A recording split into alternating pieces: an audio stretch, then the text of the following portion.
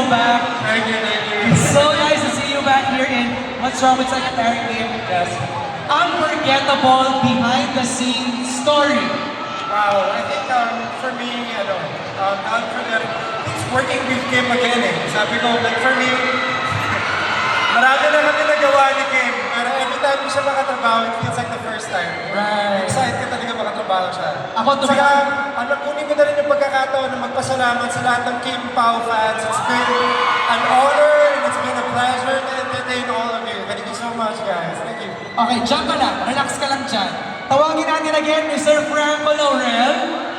And also joining us on stage, sina Felix at Doc Cla Liwanag, Kai Cortez and Ramnick Sarmiento!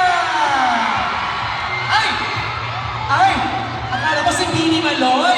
Kaya nga, dapat hindi makapunta yung Bini, sabi ko akong bahala. Sabon ka! Sabon! Sabon! Ay, salamin. Ay, ganun pala. Iba din naman. Bati ka muna, Kai, please, to everybody. Hello, Market! Excited na ba kayo makita ang Kim Pao? Wait lang kayo dyan. Oh, di ba?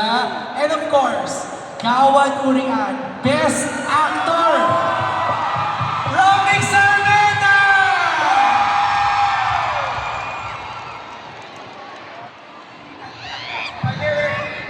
Sabi, i-arte ko na lang daw.